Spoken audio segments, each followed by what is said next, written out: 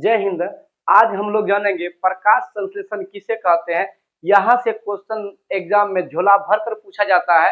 अगर आप मैट्रिक का तैयारी करते हैं या कोई कंपटीशन का मतलब तैयारी करते हैं तो यहाँ से क्वेश्चन आपको देखने को मिलेगा। और ये हम लोग ऑब्जेक्टिव टाइप का भी क्वेश्चन इसी वीडियो में हल कर लेंगे प्रकाश संश्लेषण से, ताकि जो भी क्वेश्चन पूछे आप आसानी से उनका आंसर प्रकाश संश्लेषण से दे सकते हैं।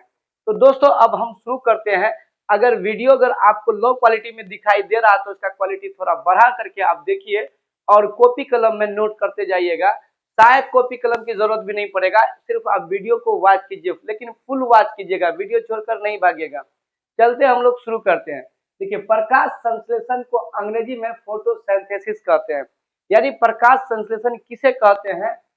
जिस इसका परिभाषा होता है जिस प्रक्रिया द्वारा पौधा अपना भोजन तैयार करता है, यानी बनाता है, उसी को हम प्रकाश संश्लेषण कहते हैं।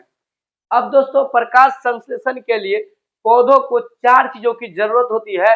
वो 4 चीज को हम जानेंगे। यानी पर्णहरित, जिसको अंग्रेजी में क्लोरोफिल कहते हैं। अगला है आपका CO2 यानी कार्बन डाइऑक्साइड। देखिए दूसरा नंबर पे कार्बन डाइऑक्साइड है, यानी CO2 इसका अनुसूत्र है। और तीसरा में आप जल, किसी को कहीं बोल दे दिक्कत नहीं, लेकिन चारों ठो याद रखिएगा। जल, जिसको हम वाटर बोलते हैं, इसका अनुसूत्र होता है H2O। लिखे नहीं, आप लोग लिख लीजिएगा। और सूर्य का प्रकाश, जिसको बोलते हैं हम सनलाइट। ये चारों में से अगर यदि कोई ना रहे, अगर एक भी ना रहे तो प्रकाश संश्लेषण संभव नहीं है, यानी प्रकाश संश्लेषण नहीं होंगे। यानी प्रकाश संश्लेषण होने के लिए चारों चीजों का होना जरूरी है। तो हम कह सकते हैं प्रकाश संश्लेषण के लिए 4 पदार्थों की आवश्यकता होती है पौधों को। अब तो जान गए। अब ध्यान दीजिएगा, संपूर्ण प्रकाश संश्लेषण के लिए रासायनिक समीकरण, यानी यहाँ से भी क्वेश्चन पूछ लेता है।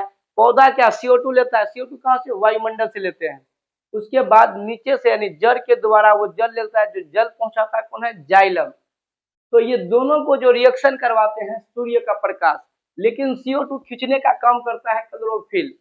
अब ये दोनों का देखिए, ये मेडिएटर है सूर्य का प्रकाश। अगर सूर्य का प्रकाश नहीं रहेगा तो ये दोनों का रिएक्शन होगा ही नहीं, ना तो शादी होगा ना तो विवाह। मेडिएटर का बिना विवाह शादी की तरह होता है, क्योंकि माँ बाप की जब राजी होता है तो मेडिएटर का होना जरूरी है। तो इसी पर वही काम करता है सूर्य का प्रकाश।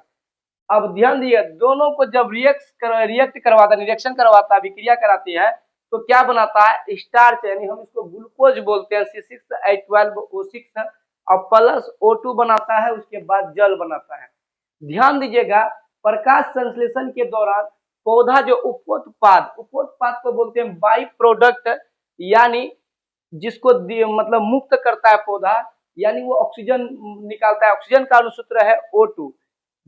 देखिए, बाई प्रोडक्ट के रूप में जब पूछता है, उपोत्पाद के रूप में कभी कभी पूछ लेता है पौधा दिन के समय क्या मुक्त करता है, तो आप ऑक्सीजन के साथ जाइएगा।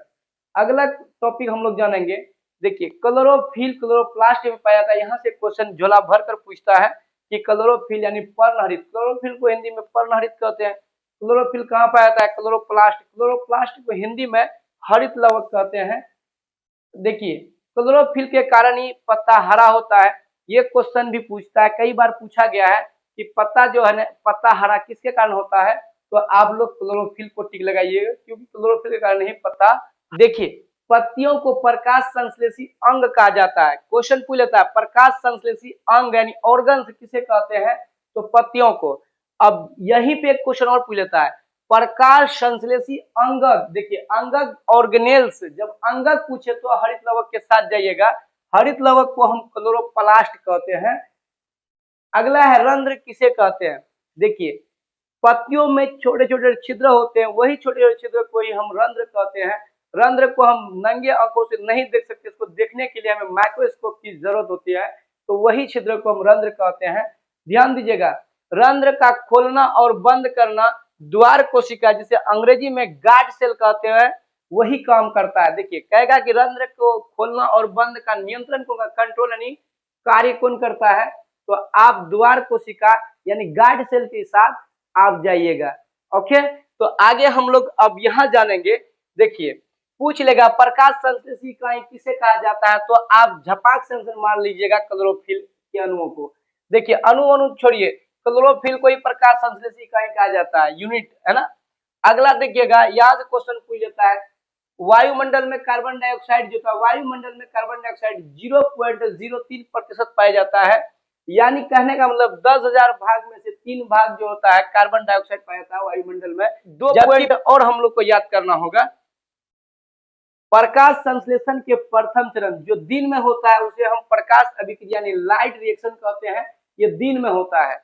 आगे याद रखिएगा, प्रकाश संश्लेषण के द्वितीय चरण जो रात में होती है उसे हम अप्रकाशिक अभिक्रिया यानी डार्क रिएक्शन कहते हैं। दोस्तों यहाँ पे एक पौधा बना दिए, यहाँ पे सन बना दिए हैं।